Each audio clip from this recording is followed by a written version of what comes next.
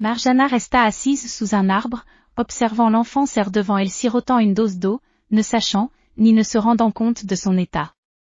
Elle toucha ses longs cheveux dorés et fit tomber un dans l'eau. Emporté par le courant, et secrètement, le manipulait sur de longues distances jusqu'à ce qu'il s'arrête soudainement entre les doigts d'un homme. C'est la main du prince du pays. Le prince se promenait dans une partie de pêche,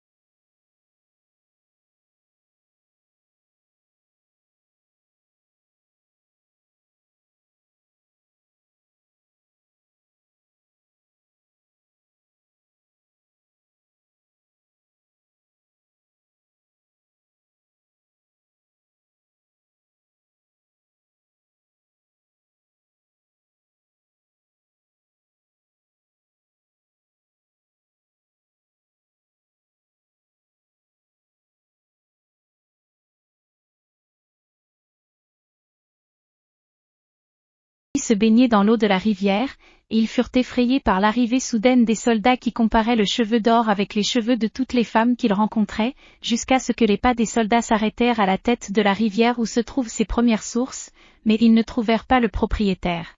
Ils retournèrent vers le prince déçu après une semaine de recherches minutieuses et de reconnaissance approfondie.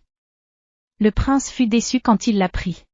Les jours passèrent, le prince était occupé par les affaires du royaume, essayant d'oublier la propriétaire de l'étrange cheveu d'or, il cacha le cheveu dans sa propre boîte avec ses provisions secrètes.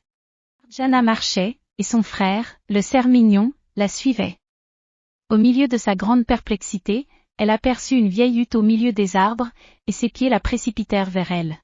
Cette hutte appartenait à une bonne vieille femme, qui vivait des herbes et des drogues qu'elle préparait pour se faire dorloter tous les matins.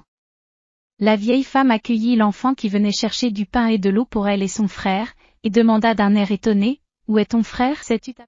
Marjana raconta l'histoire du début à la fin. La vieille femme se précipita et détacha le cerf de ses chaînes, il vint rapidement se placer près de sa sœur. La vieille femme leur offrit du pain, du miel et des pommes, puis leur dit de ne pas désespérer de la miséricorde de Dieu, qu'elle sera leur mère maintenant.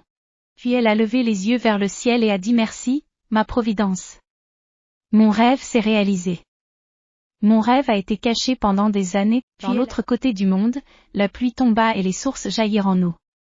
Les terres agricoles autrefois vertes, et des tentes inondées. Le commissaire-priseur vient tous les matins prendre un plat d'herbe chez la vieille dame, et trouva de l'or à l'intérieur. La situation a duré des mois, après une longue hésitation, il décida de révéler au prince cet étrange secret, les herbes deviennent de l'or, l'été devient le printemps. Tout cela était situé loin de la belle-mère et de sa fille Asludja, qui ont finalement décidé de quitter le village et partir loin. Hassan lui pensa à ses deux enfants, un grand espoir de les retrouver, il essaya de s'abstenir, refusant de quitter la cabane, mais l'insistance de sa femme était plus forte, ne lui laissant aucun choix et le menaçant de raconter au prince qu'il ne payait pas ses impôts. Un jour, le commissaire-priseur va à la rencontre du prince et lui raconta l'histoire de l'herbe qui se transforme en or. Le prince demanda à ses soldats d'aller chercher la vieille dame et tous ceux qui vivent avec elle. La surprise fut grande lorsqu'il vit Marjana devant lui, une jeune fille d'une beauté fulgurante, avec des cheveux d'or. Il compara les cheveux de Marjana avec celui qu'il avait trouvé dans la rivière, ce fut aucun doute, le cheveu lui appartenait. Le prince heureux de trouver sa future épouse, il ne tardera pas et demanda à Marjana de l'épouser. La jeune femme accepta sans hésitation, mais elle avait une demande assez particulière, redonner sa vraie apparence à son petit frère. Le prince fait alors appel à meilleur médecin de la planète, les accueillit dans son royaume et met à leur disposition toutes les ressources et le matériel nécessaire pour trouver un remède. Une grande cérémonie est organisée dans le palais. Tout le monde est heureux. Un jour, le prince informa son épouse enceinte de son absence pour quelques jours. Marjana resta dans sa chambre, elle a retrouvé le bonheur qu'elle a perdu depuis la mort de sa maman. Elle aussi dans quelques jours elle va être maman, un sentiment de fierté et d'amour incontournable. Elle sortit comme par habitude dans le balcon et vit un vieil homme mendiant lui tend les mains. Un frisson l'envahit, elle descendra rapidement lui ouvrit la porte. Elle l'avait reconnu, c'était son père. Il la serra dans ses bras, très heureux de se retrouver. Elle le fit rentrer dans le palais et demanda aux soldats de lui préparer un bon repas, et les plus beaux habits qu'ils pouvaient trouver. Il passa de longs moments à discuter, le vieil homme était triste d'apprendre ce qui est arrivé à son fils.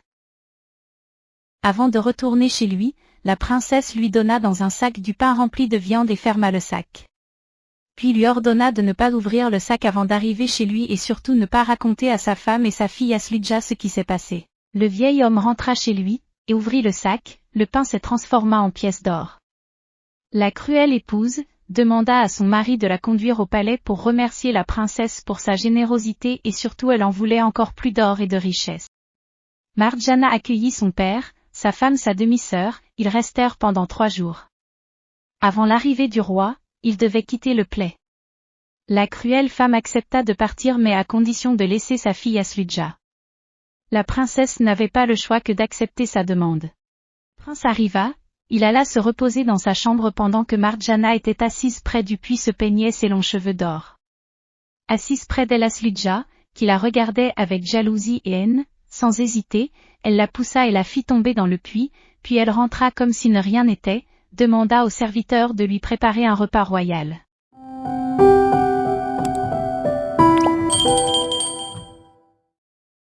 Darif le servit la scène coura vers le prince et le réveilla, et comme pour un miracle il retrouva sa voix et informa le prince que sa femme est en danger. Tout le monde s'aimait à sa recherche. Le prince triste, resta debout devant l'un des puits qui se trouvait dans son jardin. Peu de temps plus tard, il entendit des cris de bébé, il allait se jeter dans le puits lorsque ses fidèles soldats arrivèrent, ils descendirent et remontèrent la reine et ses 2 enfants. Le royaume retrouva le bonheur d'autrefois. Les médecins ont enfin trouvé un remède et Darif a retrouvé son apparence physique, un bel jeune homme aux cheveux châtains et aux yeux verts. Hassan a pris enfin la décision de quitter sa femme, retourna vivre avec ses enfants et ses 2 petits-enfants. Il retrouva le bonheur loin de sa femme qui a fini sa vie seule, pauvre et démunie.